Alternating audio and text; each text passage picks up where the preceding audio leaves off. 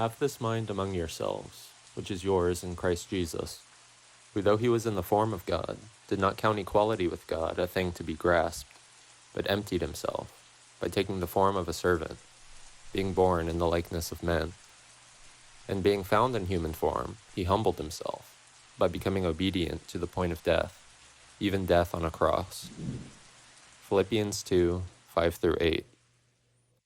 In this video, I'll be breaking down this Bible passage and introducing a life philosophy that I've built around it.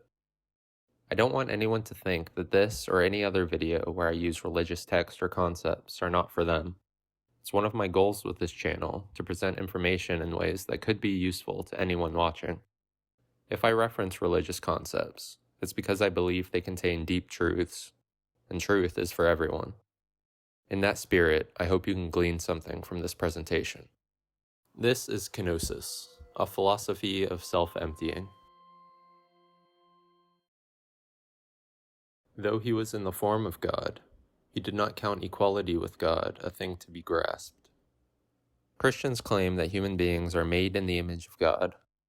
Some say that we each contain a divine spark, a piece of God within ourselves. However you wish to think of this, I believe we all have access to divine or transcendent qualities, things that are true about reality, regardless of what form reality takes. My upcoming video on faith touches on one such quality. Though these qualities are always present, we lose contact with them as infants. Entering a world of flesh and blood, we find ourselves with needs these divine qualities can't meet. You can have as much faith as you want, but it won't fill your stomach, for instance. To deal with these needs, we forsake those divine qualities and replace them with man-made approximations we think are better suited. We lose trust in reality and make ourselves the arbiters of what is good and bad in accordance with the ego.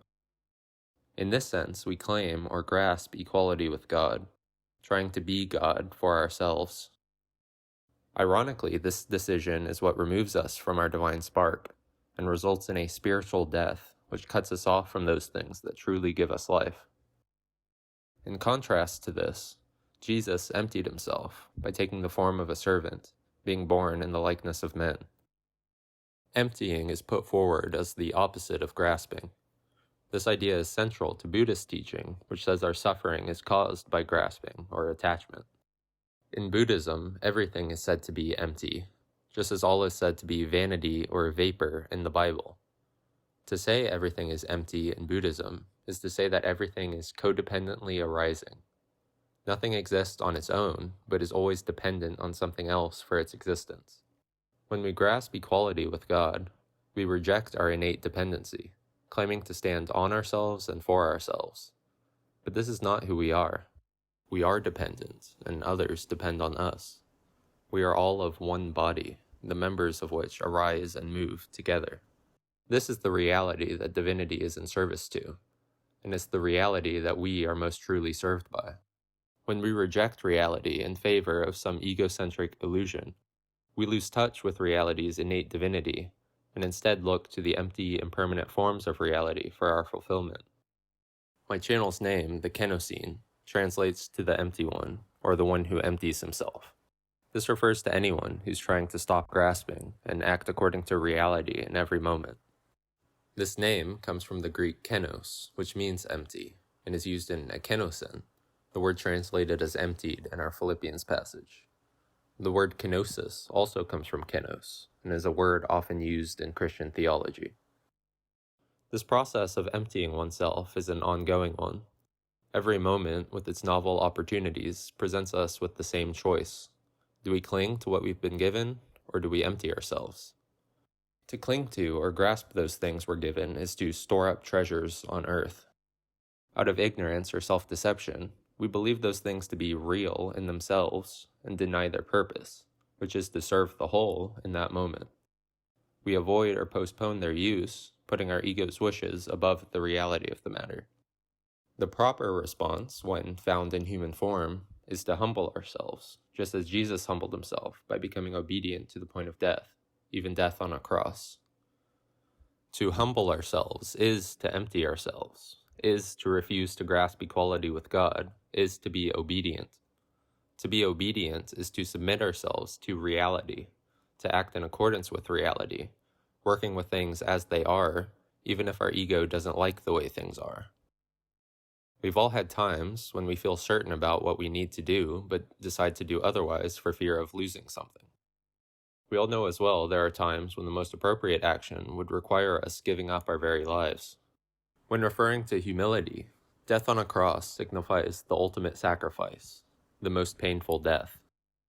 This does not necessarily mean the most physically painful death, though such a death is made acceptable by death on a cross. Humbling yourself to this extent means total surrender. It means releasing your grasp on all those things you ever thought you needed, all those things you ever wanted, everything you've relied on for survival. This is a high calling that most of us are not ready for. Nonetheless, I would urge you all to move in that direction, practicing that emptying or releasing of the grasp wherever you can. As I've attempted to better align myself with reality, it's become more clear to me how working with reality brings a sort of rest and contentment, where working against it simply burdens me. When I know what I need or want to do, but don't do it, that weighs on me and leaves me feeling unsatisfied. Clinging to what I was given for fear of things not working out the way I wanted them to, I was left feeling spiritually dead. Sometimes it's easy to let go of what you've been given. Other times, if it's something we're highly invested in, letting go can be much harder. This is another reason kenosis is an ongoing process. It can take time for us to relinquish our grasp and realize we don't need those things to truly be alive. I sometimes like to use the word prayer for this entire process.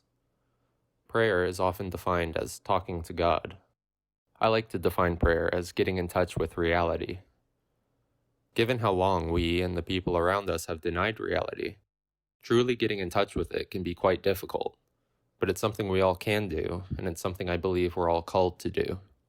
I urge you all again, therefore, to cease your grasping. Reality is sufficient as is. You are sufficient as is. There is no need to control or withhold. There is no need to cling to what you've been given, or to look for satisfaction among impermanence. Matthew 10:39 says, "Whoever finds his life will lose it, and whoever loses his life for my sake will find it." We are not living to the extent we could be, but this is not because of our circumstances. It's because we are resisting reality. The way to live more fully is to empty ourselves.